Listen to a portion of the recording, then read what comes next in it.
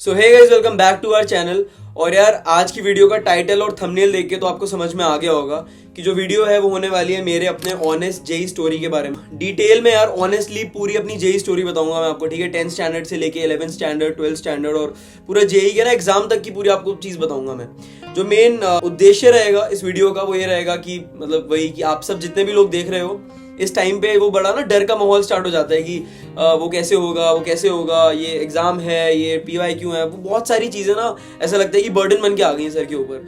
तो ऐसी जो वीडियोस होती हैं जेई स्टोरी की, ठीक है, वो कहीं ना कहीं आपको ये चीज फील कराती है कि यार जिस चीज से आप गुजर रहे हो अभी वो एक out of the world feeling नहीं है, वो ऐसी फीलिंग है जो आपके सीनियर्स ने भी फील करी है, आपके जूनियर्स भी फील करेंगे, आप भी फील कर रहे हो। So it is the part of the process. अगर आपको आगे जाके इंजीनियरिंग करनी है, अगर आपको IIT में जाने का आपका सपना है, NIT में जाने का सपना है, so these are the things that are bound to happen. उस तरीके से देखना इस वीडियो को, एंड इन्फॉर्मेटिव रहेगी, इंसाइटफुल रहेगी, एंड तक जरूर देखना। अगेन, अगर आप एक नए व्यूअर हो then consider subscribing because we make more such insightful videos. You can go on our channel और हमने बहुत सारी ऐसी वीडियोस बना रखी हैं। एंड आपके जो सीनियर्स हैं, जो आपसे 1 साल बड़े हैं, जो ऑलरेडी अभी कॉलेज में फर्स्ट ईयर में एडमिशन ले चुके हैं, उनकी तो हमने पूरी काउंसलिंग कराई थी। अगर आप चैनल पे जाओगे तो आपको बहुत सारा कंटेंट मिल जाएगा।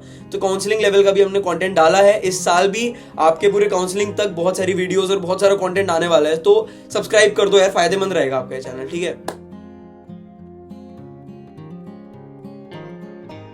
तो अब बात करते हैं यार मेरी जेई स्टोरी के बारे में, ठीक है। उसके लिए यार हम स्टार्टिंग से स्टार्ट करते हैं। तो ये सब स्टार्ट होता है 10th स्टैंडर्ड में। मेरे को याद है जब मैं 10th स्टैंडर्ड में था तब एक बहुत अच्छी वेब सीरीज आई थी जो आज तक कल्ट वेब सीरीज के नाम से जानी जाती है। उसका नाम था कोटा फैक्ट्री। तो यार जब कोटा फैक्ट्री आई थी मुझे याद है मैंने एक ही दिन में उसके सारे एपिसोड निपटा दिए थे, सारे एपिसोड देख लिए थे मैंने। उस वेब सीरीज ने, स्पेशली उस शो ने मुझे और मुझे से बहुत सारे PCM को परस्यू कर रहे होते हैं स्टूडेंट, उन सबको बहुत इंस्पायर करा था इन सम वे और दी अदर। तब मुझको लगा कि यार अपन भी इसके लिए ट्राई करेंगे, अपन भी जेई के लिए ट्राई करेंगे। क्यों करेंगे? मुझे बहुत सारे रीजंस मिल गए थे। मुझे लगा था कि यार it requires discipline, it requires hard work, it requires laborious efforts and many things. एक रेजिमेंटल लाइफस्टाइल चाहिए होता है। तो मुझे लगा था यार ऑल इन ऑल ना मैं बहुत एक लर्निंग माइंडसेट हो जाएगा मेरा लाइफ में, और मुझे वो अच्छा भी लगा था। रोमांटिसाइज कर दिया था उन्होंने ना पूरी जेई की चीज को। Many of the students who have got into IIT, NIT and their dream college, a good proportion of those students will owe their success or a proportion of their success to Kota factory. कि हमने ये web series देखी तब हमें लगा कि यार हमें ये चीज भी करनी चाहिए, ठीक है। जब मैं 10th से 11th में आया था तो उस टाइम पे कोविड आ गया था। 2020 की बात है ये, और सब घर पे थे। तो आई थिंक ये this was a blessing in disguise for me and my friends and my batch, हमारा जो बैच था। क्योंकि उस पूरे दौरान 2020 में मेरे को जो भी जेई की पढ़ाई करनी होती थी वो मेरे को साथ में स्कूल की पढ़ाई के साथ पूरा ना मैनेज नहीं करनी पड़ती थी। क्योंकि स्कूल की जो पढ़ाई होती थी वो ऑनलाइन क्लासेस के थ्रू होती थी, जूम क्लासेस के थ्रू।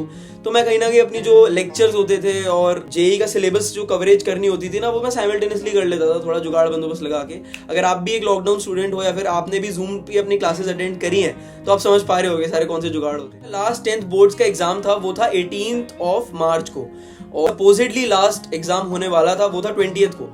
बट 20th वाला एग्जाम कैंसिल हो गया बिकॉज ऑफ कोरोना वायरस। हमने 11th स्टैंडर्ड की पढ़ाई स्टार्ट कर दी थी and we got to know कि अब ऑनलाइन पढ़ना होगा, आप लोगों को जूम के थ्रू पढ़ना होगा। तो मैं एक्सप्लोर कर रहा था धीरे धीरे एंड तब एक नए कैरेक्टर की एंट्री होती है। उनका नाम है अलख पांडे सर, ठीक है। तो मैंने ना फिजिक्स का पहला चैप्टर जो था वो उसका मैंने नाम डाला यूट्यूब पे। अलख पांडे सर की बहुत सारी वीडियोस आ रखी थी। फिर मुझे लगा कि यार let's give it a try, थोड़ा ट्राई करके देखते हैं। जो स्टार्टिंग में 11th स्टैंडर्ड के टॉपिक्स होते हैं, जो चैप्टर्स होते हैं, जैसे फिजिक्स में बेसिक मैथ्स, काइनेमेटिक्स वगैरह पढ़ाते थे आपको, और केमिस्ट्री में मोल कंसेप्ट होता था और एटॉमिक स्ट्रक्चर होता था, मैथ्स में सेट, रिलेशन एंड फंक्शन, ये सब होता था। तो मुझे लगा था कि यार एक बार ट्राई करके देखते हैं। अगर मेरा इसमें मन बना, अगर ये चीज़ मुझे अच्छी लगी then I will pursue it later, मतलब मैं इसको और परस्यू करना चाहूँगा।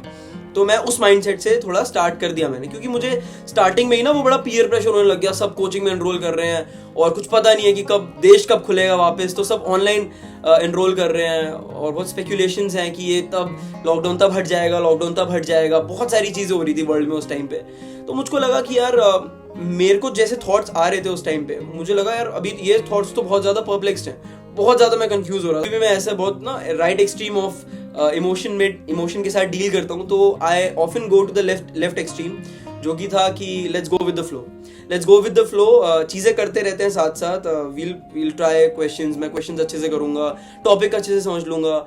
एंड अगर मुझको लगा कि मैं स्कूल का जो लेवल आपको पढ़ाया जाता है जेई में, मैं कहीं ना कहीं उससे बेटर कर पा रहा हूँ, तो I will definitely give it a try, ठीक है। तो ऐसे ही यार मैं कुछ ट्राई करता रहा, धीरे धीरे केमिकल बॉन्डिंग आया, मई के महीने में पढ़ा मैंने, मई के जो मुझे अलख पांडे सर को मैं इसलिए भी बहुत थैंक यू कहता हूँ क्योंकि उन्होंने ना मेरा इंटरेस्ट डेवलप करवाया। मैं अकेला नहीं हूँ, मेरे जैसे बहुत सारे स्टूडेंट्स हैं जो आज किसी ना किसी इंजीनियरिंग कॉलेज में, GFTI में, NIT में, IIT में दे आर एनरोल्ड और आज भी अपनी वो पढ़ाई कर रहे हैं। तो मेरा इंटरेस्ट अलख पांडे सर ने डेवलप करवाया, जो उनकी केमिकल बॉन्डिंग की सीरीज थी जिसमें वो मॉलिक्यूलर ऑर्बिटल थ्योरी और जितने भी वो कंसेप्ट सिखा रहे थे, इलेक्ट्रॉनिक कॉन्फ़िगरेशन, अब तो मुझे याद भी नहीं है because I have lost touch. जब हाफ ईयरली आया तब मुझको लगा कि यार अभी तक तो सो फार सो गुड, अब तक तो सब कुछ सही था। मतलब फिजिक्स भी सही जा रही थी, केमिस्ट्री भी सही जा रही थी एंड मैथ्स भी ठीक ठाक जा ही रही थी। मैथ्स एक थोड़ी सी डिफरेंट आपका एक रुख ले लेती है, लेकिन अभी तक एवरीथिंग वाज गोइंग गुड। फिर आता है एक हर जेई एस्पिरेंट की लाइफ में पहला ट्विस्ट, जो कि था फिजिक्स का रोटेशनल मोशन जो चैप्टर आया था, और मुझको लगा भाई ये तो बहुत ही ज्यादा कुछ अलग ही चीज है। ये चीजें ऐसा लग रहा है कि आपके मुंह पे फेंक रहा है and you have to absorb it. वो समझ में भी नहीं आ रहा कि भाई कैसे ग्रास्प नहीं कर पा रहे आप इतनी सारी चीजों को। मुझे इनिशियली लग रहा था कि शायद मैं अकेला हूँ ऐसा, फिर मैंने थोड़ा कोरा पे पढ़ा, थोड़ा दोस्तों से पूछा, पता लगा कि यार वो ना most of the JEE aspirants के साथ होता है। 7th या 8th चैप्टर होता है फिजिक्स का शायद 11th स्टैंडर्ड में। अलख पांडे सर के लेक्चर्स की एक बात बहुत अच्छी होती थी कि, और मैं उनके उन लेक्चर्स की बात कर रहा हूँ जो उनके OG लेक्चर्स थे, जिसमें वो ग्लव्स से ना पूरा साफ करते थे और व्हाइट बोर्ड पे पढ़ाते थे। बहुत बढ़िया लेक्चर्स होते थे। अगर आप एक 11th स्टैंडर्ड के 12th स्टैंडर्ड के स्टूडेंट हो जिसको उसमें डाउट आ रहा है किसी भी पर्टिकुलर टॉपिक में, और वो पर्टिकुलर टॉपिक अलख पांडे सर ने पढ़ा रखा है अपने OG लेक्चर्स में, जाके भाई उनको देख लो, कुछ ना कुछ मदद तो आपकी होगी। तो फिर थोड़ा रोटेशनल मोशन में प्रॉब्लम आ रही थी, बट स्टिल वो मोमेंट ऑफ इनर्शिया करके, डिस्क का क्या होता है, रिंग का क्या होता है, एक यूनिफॉर्मली मास डिस्ट्रीब्यूटेड रॉड का क्या होता है, ये सारी चीजें पढ़ के थोड़ा सा मुझको कॉन्फिडेंस आने लग गया था। और ऐसी टाइम बीतता गया, सिलेबस बढ़ता गया, मैं चीजें करता गया। उस पॉइंट तक यार जो लेट 2020 था और नवंबर दिसंबर तक मैंने केमिस्ट्री भी कर ली थी, लेकिन मैंने ऑर्गेनिक केमिस्ट्री तब तक छुई नहीं थी। जितने भी 11th-12th के स्टूडेंट्स इस वीडियो को देख रहे हैं वो इस बात से रिलेट करेंगे, एग्री करेंगे कि जो ऑर्गेनिक केमिस्ट्री होती है 11th-12th या जेई की, इनफैक्ट वो आपको एक अलग सेट से पढ़ाई जाती है। बहुत सारे कोचिंग्स में वो आपको एक अलग टीचर, एक अलग फैकल्टी दी जाती है ताकि बच्चे उसको अलग तरीके से पढ़ पाएं। तो मैंने जितने भी कंसेप्ट्स पढ़े थे केमिस्ट्री में वो सारे डिफरेंट थे ऑर्गेनिक केमिस्ट्री से। दिसंबर में आके मैंने ऑर्गेनिक केमिस्ट्री स्टार्ट किया एंड उस टाइम पे मैंने पंकज सर की वीडियोस आती थी, पेस सीरीज एक निकाली थी फिजिक्स वाला ने, पेस सीरीज मुझे भी याद है, वो it was in lockdown only. तो उसमें पंकज सर केमिस्ट्री पढ़ाते थे, ऑर्गेनिक केमिस्ट्री, तो उन्होंने बिल्कुल बेसिक से कराया था। जैसे किसी ने आज तक ऑर्गेनिक केमिस्ट्री का कार्बन वार्बन कुछ भी नहीं पता, वो भी बच्चा उसको देखेगा ना, वो भी कुछ अपना एक कंसेप्ट बिल्ड कर पाएगा, वो नींव रख पाएगा अपने अच्छे कंसेप्ट की। और फिजिक्स में बाय देन मैं फ्लूइड मैकेनिक्स और जितने भी फ्लूइड के कंसेप्ट थे वो सारे पढ़ रहा था, ठीक है।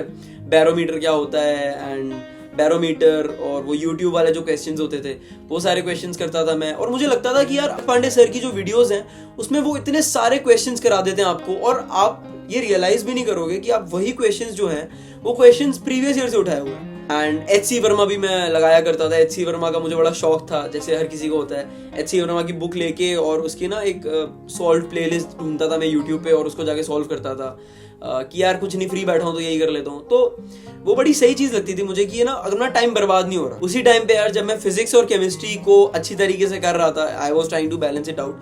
मैथ्स में मुझको लग रहा था यार मैथ्स तो बहुत ही अलग मोड़ ले रही है, मैथ्स तो मेरे बिल्कुल समझ नहीं आ रही। मैथ्स में उतनी ही कर पा रहा हूँ जितनी NCERT लेवल की है, जितने ना मैं अपने स्कूल के एग्जाम निकाल पाऊँ, मैं अपने ना मंडे टेस्ट निकाल पाऊँ, मैं उतना ही पढ़ पा रहा था मैथ्स को।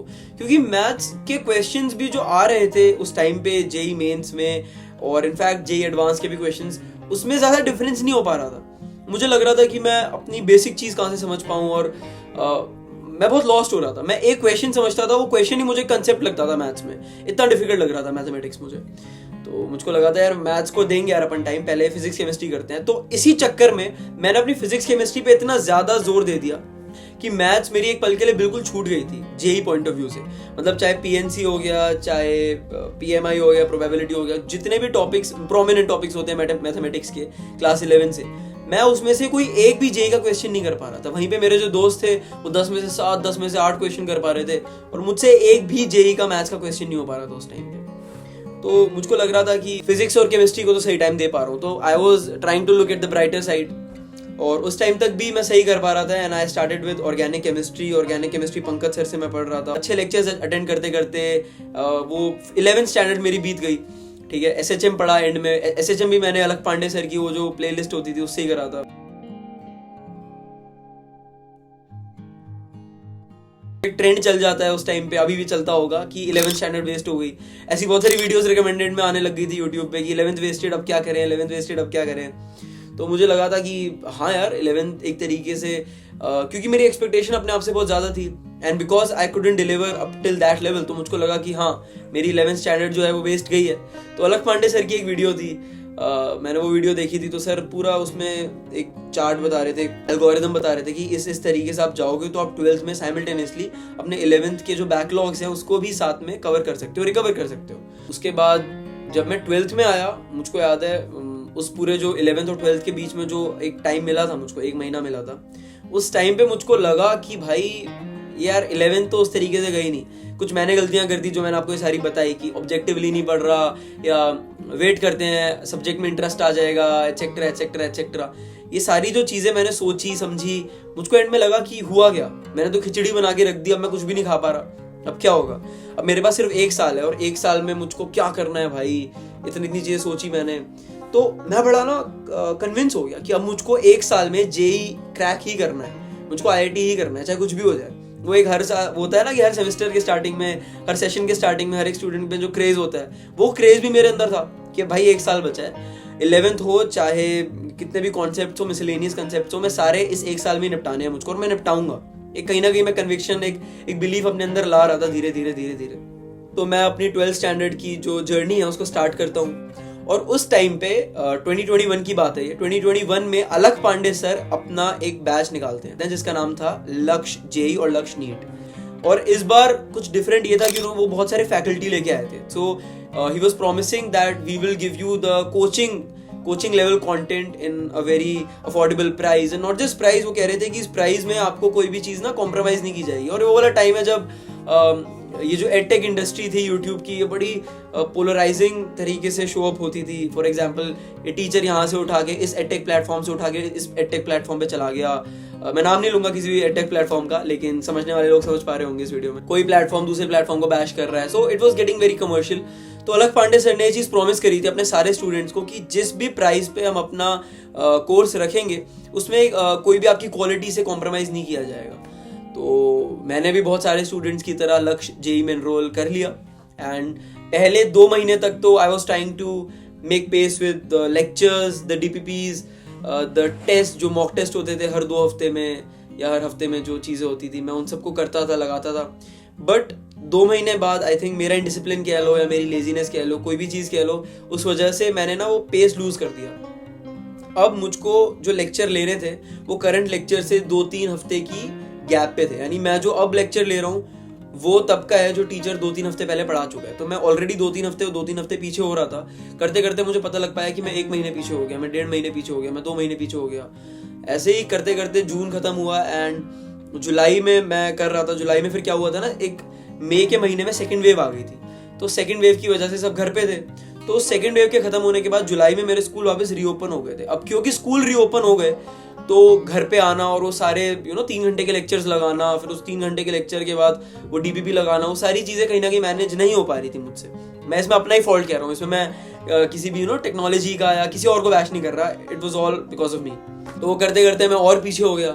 तो मुझको लग रहा था कि अब तो मैं तो 12th स्टैंडर्ड में 11th स्टैंडर्ड को रिकवर करने वाला था, यहाँ तो 12th स्टैंडर्ड भी मुझसे मैनेज नहीं हो पा रही, अब क्या होगा। और मैं आसपास देख रहा था तो कहीं ना कहीं सभी बोल रहे थे कि मेरे जो आसपास दोस्त थे कि सबका यही हाल है, सबका यही हाल है। करते ही मुझे पता लगा कि मैं बहुत ज़्यादा पीछे रह गया हूँ as compare to what teacher is teaching, जो भी वहाँ फैकल्टी है फिजिक्स वाला में।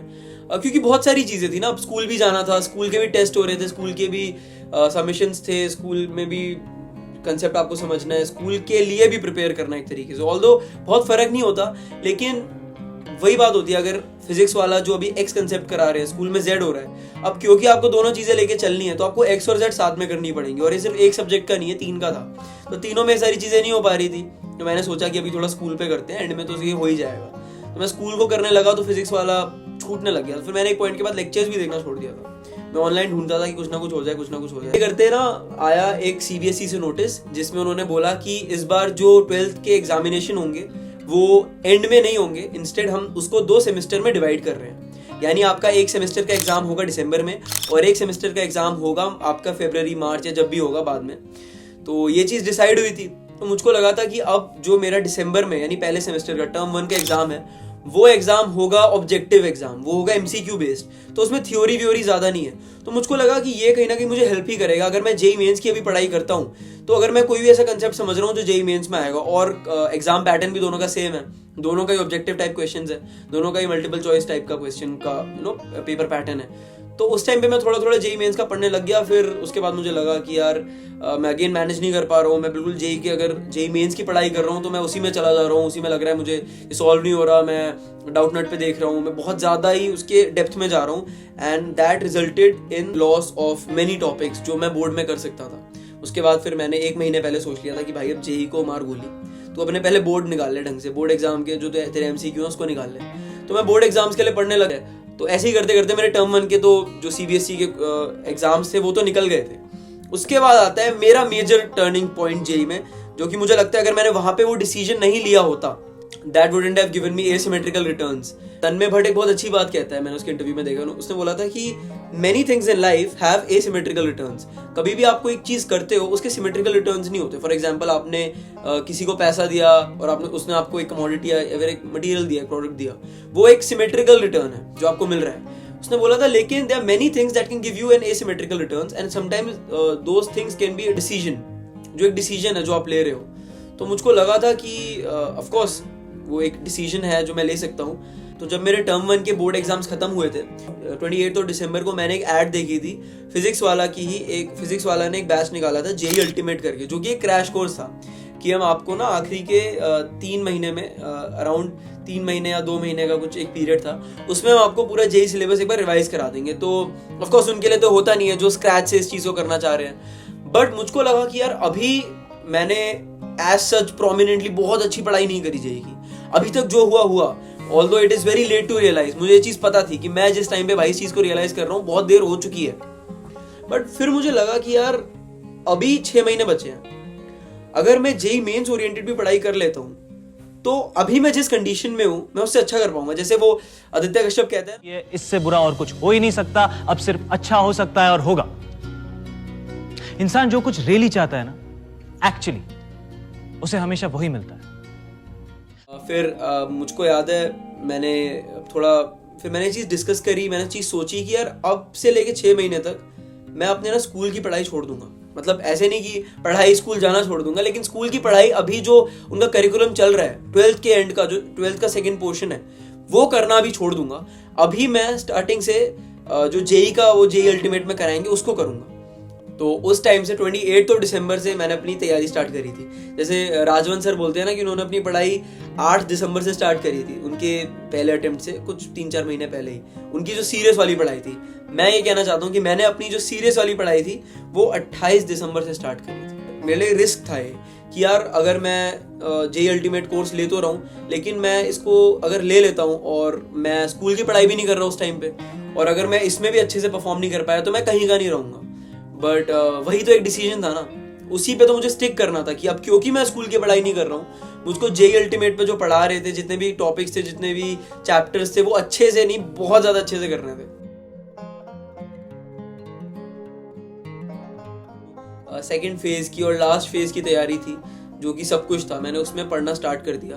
एंड आई थिंक जो टीचर्स थे JEE अल्टीमेट कोर्स में जिसकी मैं बात कर रहा हूँ, उन्होंने बहुत अच्छे से पढ़ाया। उन्होंने ऐसे नहीं पढ़ाया कि तुमने ऑलरेडी पढ़ रखा है, उन्होंने स्क्रैच से बेसिक से कंसेप्ट को, चाहे कुछ भी हो, चाहे इलेक्ट्रोस्टैटिक्स हो, चाहे वो ग्रेविटेशन हो, चाहे वो मैग्नेटिक फील्ड का हो, या फिर वो केमिस्ट्री में कुछ भी हो, उन्होंने ऐसे पढ़ाया था कि अगर तुमने कभी भी नहीं पढ़ा और तुम पूरा ध्यान लगा के नोट्स बना के इसको मल्टीपल टाइम्स रिवाइज करके अभी यहाँ पढ़ लो तो तुम्हारा अच्छे से हो जाएगा। ऑर्गेनिक केमिस्ट्री वहाँ पे अमित महाजन सर ने पढ़ाया था, बहुत अच्छी पढ़ाई थी, इतने सारे न्यूमोनिक्स थे और उन्होंने बहुत अच्छे न्यूमोनिक्स से ऑर्गेनिक केमिस्ट्री को पढ़ा रखा था। मतलब मुझे पता है मैं अगर ऑर्गेनिक केमिस्ट्री निकाल पाया हूँ तो अमित महाजन सर और पंकज सर, मैंने इन दोनों की मर्ज करके कुछ टॉपिक मैंने, जैसे आखिरी में वो नाइट्रोजन कंटेनिंग कंपाउंड और पॉलीमर्स बायोमोलिक्यूल मैंने पंकज सर से पढ़ा था, लेकिन बाकी सारे जो कोर कंसेप्ट थे ऑर्गेनिक केमिस्ट्री के वो मैंने अमित महाजन सर से पढ़ा था। इनऑर्गेनिक केमिस्ट्री मैंने करी थी पंकज सर के ओजी लेक्चर्स जो उन्होंने अपने चैनल पे डाले हुए थे बहुत पहले के, मैंने उनसे करी थी। उसमें उन्होंने डायरेक्ट जो जेईई मेंस में पूछे जाते हैं एक्सेप्शनल क्वेश्चंस, वो कंसेप्ट और क्वेश्चंस दोनों कराए थे न्यूमोनिक्स से, मैंने वो पढ़ लिए थे। केमिकल बॉन्डिंग हो गया और एस ब्लॉक हो गया, आपका पी ब्लॉक हो गया, अल्कली, वो जो स्पेसिफिक टॉपिक्स थे वो कर लिए थे मैंने। और उस टाइम पे मैथॉन गो में जो अनूप सर आते थे, मैथॉन गो वाले सर ने एक चार्ट दिया था जिस चार्ट पे उन्होंने बताया था कि हाई वेटेज टॉपिक्स कौन से हैं।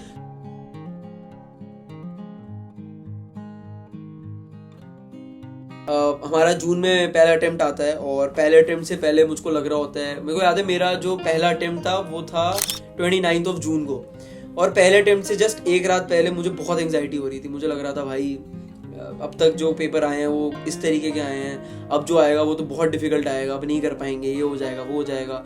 क्योंकि वो एक रात पहले जो एंग्जाइटी होती है वो कुछ अनदर लेवल पे होती है। तब लग रहा होता है यार कि पूरे साल जो मेहनत करी है, 2 साल मेहनत करी है, ड्रॉपर्स ने तो 3 साल करी होती है, तब लग रहा होता है ये पूरी जो जितनी भी मेहनत है वो सब इस 3 घंटे के लिए है। अगर इस 3 घंटे में कुछ भी गलत हो गया ना, कुछ भी उल्टा सीधा हो गया, भाई वो सारी मेहनत वेस्ट है। ऐसे टेम्परामेंट बेस्ड थॉट्स आ रहे होते हैं आपको, तो मुझे भी ऐसे थॉट्स आ रहे थे। बट मैं अपना एग्जाम देने गया और एग्जाम दिया, और फिर जब मैं एग्जाम देके आया तो मुझको लगा यार कि वेक्टर 3D कर लेता, उसका इतना डायरेक्ट इजी क्वेश्चन आया था, मैंने मैथ्स करके इतना छोड़ दिया। और फिर मुझे लग रहा था कि यार मुझे तो जेईई मेंस भी नहीं लगता मैं क्लियर कर पाऊंगा, मेरे को तो लगता है अब ड्रॉप ही लेना पड़ेगा।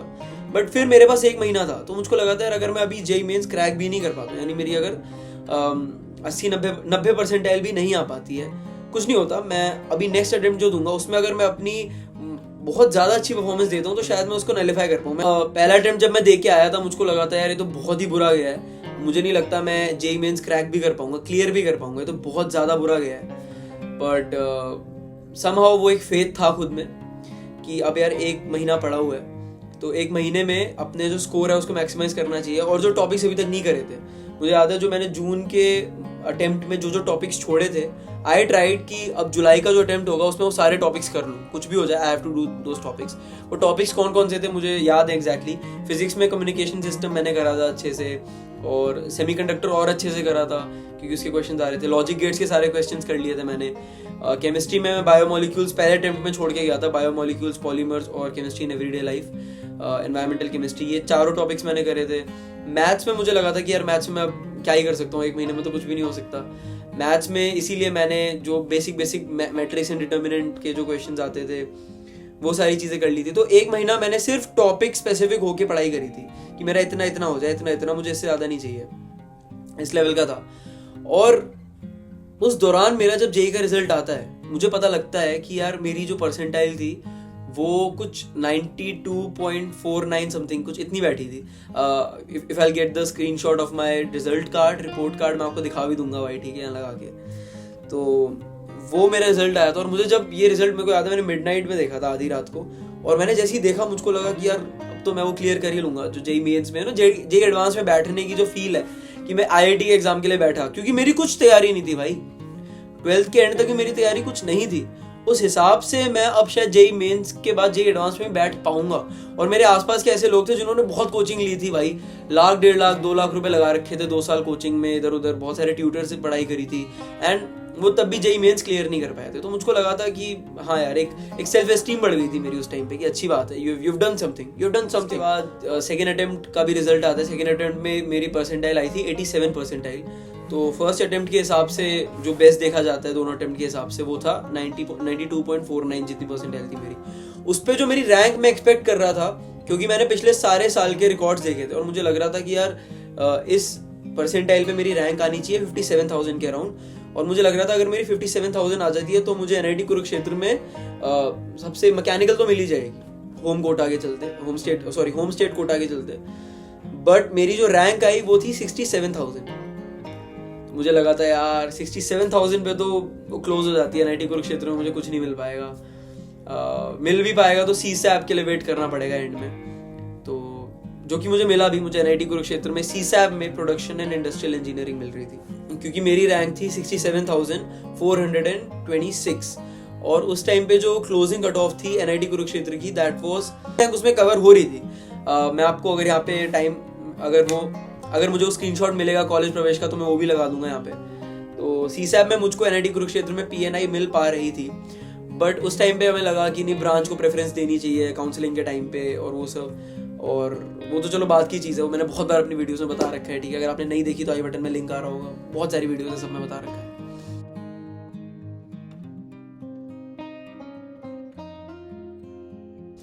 फिर आता है यार 1 महीना, पूरे अगस्त में प्रिपरेशन के लिए मेरे पास था कि मैं अपने JEE एडवांस की प्रिपरेशन कर सकता हूँ।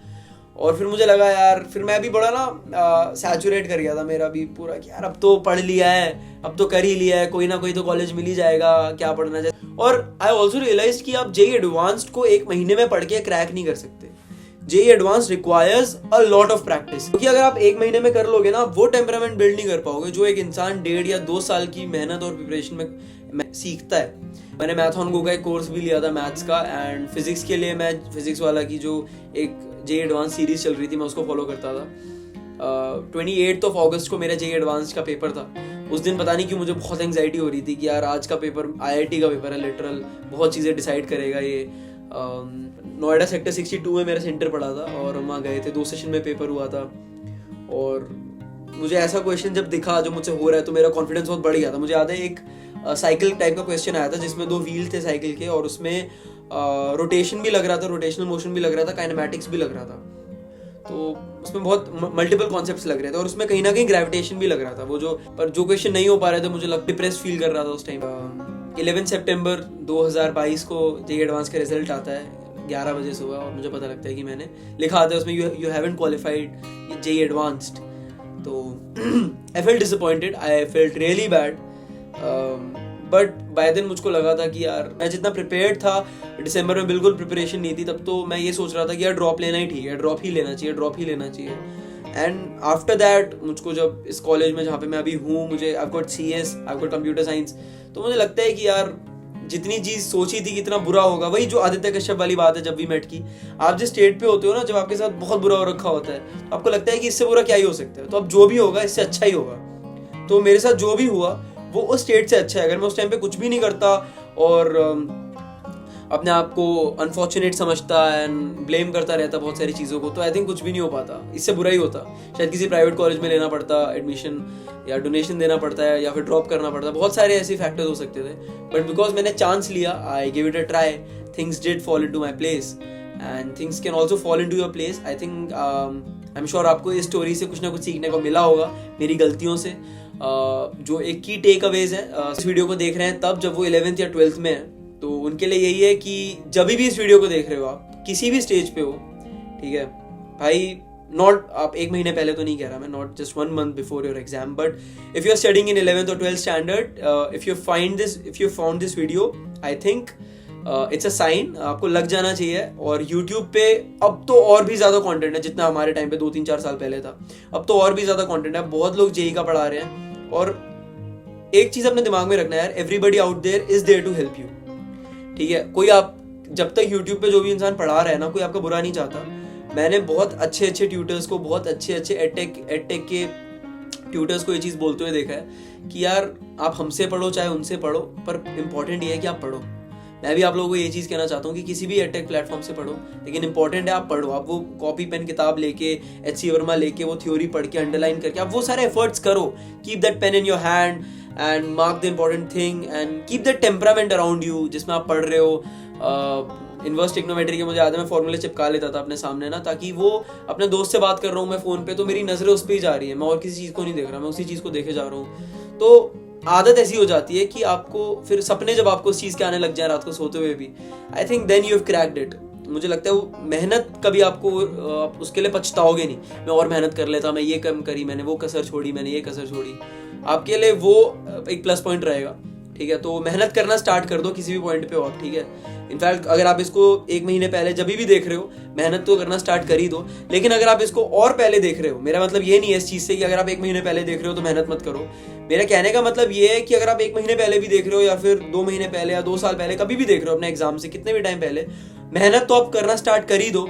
लेकिन अगर आप और पहले से देख रहे हो, फॉर एग्जाम्पल आप 11th या 12th स्टैंडर्ड में हो, तो आपके पास ज्यादा टाइम है, ठीक है।